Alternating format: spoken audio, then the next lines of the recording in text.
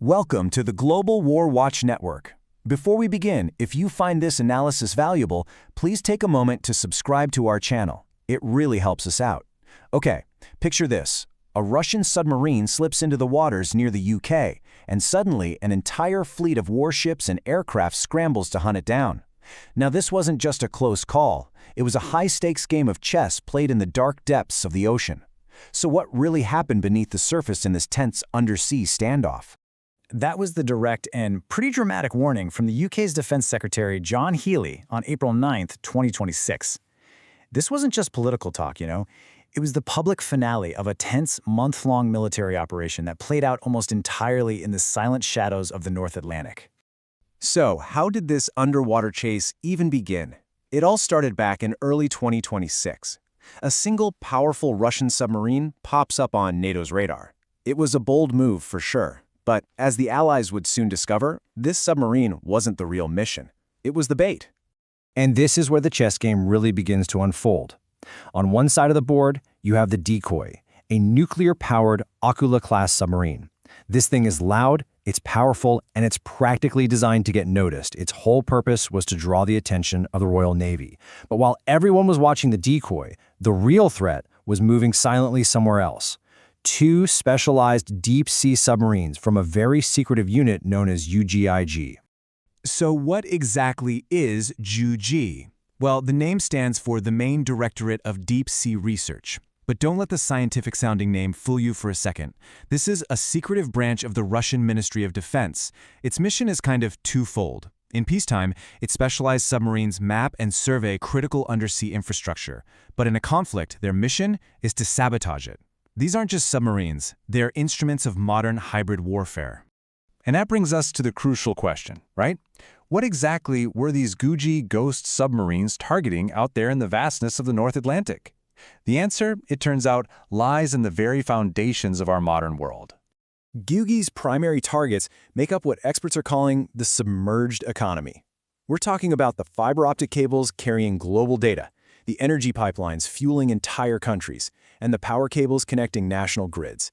You see, this strategy isn't about sinking warships. It's about holding the entire modern world hostage by threatening the hidden infrastructure it depends on. Just take a second and think about the stakes here.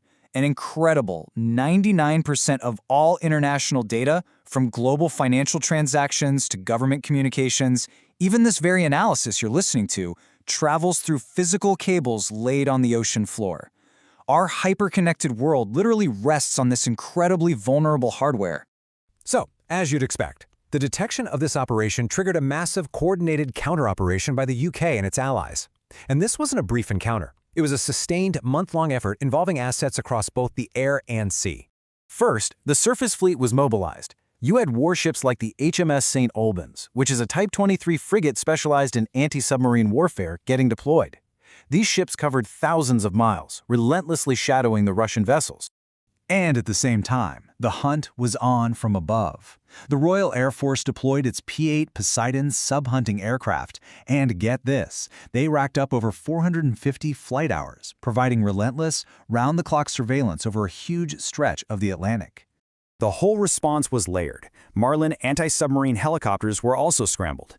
Now, these can operate from frigates or from land bases, and they can hunt submarines at much closer ranges, providing another layer of detection and just closing the net.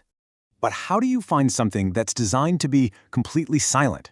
Well, you listen. The P-8s and Merlin helicopters started dropping hundreds of these things called Sonobuoys, creating a vast invisible net of underwater microphones, all listening for the faintest sound of a Russian submarine trying to slip through. But finding the submarines, that was only the first step. The Allies then made this brilliant tactical shift. After tracking the subs covertly to gather intelligence, they went overt.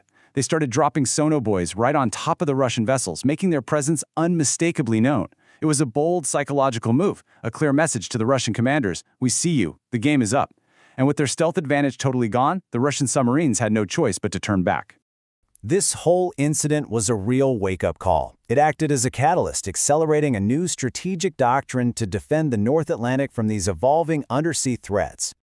At the very heart of this new strategy is a program called the Atlantic Bastion. Now, this isn't about simply adding more ships or planes. It's about creating a system of systems, a smart network that blends autonomous drones, AI, and traditional naval ships and aircraft. The goal is to create a permanent digital tripwire across the North Atlantic, making sure that nothing moves through those waters undetected. And the UK isn't building this bastion alone. The Luna House Agreement, signed with Norway in late 2025, is a total game changer. They're not just cooperating, they are creating a seamlessly integrated force. I mean, they're building identical frigates, sharing drone technology, and using the same missiles. The goal is to make their naval forces essentially interchangeable, which effectively doubles their strength in the region. And these national and bilateral efforts are now being plugged into a much larger framework. In February 2026, NATO launched Arctic Sentry. This is an overarching military activity that consolidates all allied national operations in the High North into one single coherent approach, all aimed at enhancing deterrence and defense across the entire region. So, what does this all mean when you put it together? This entire sequence of events, from the decoy sub and the Jugi mission to the new Allied defense posture, it signals a new era of strategic competition, one that's heating up in the cold, dark waters of the North Atlantic. And this leads us to the single biggest takeaway from this whole incident: the rise of the hybrid navy.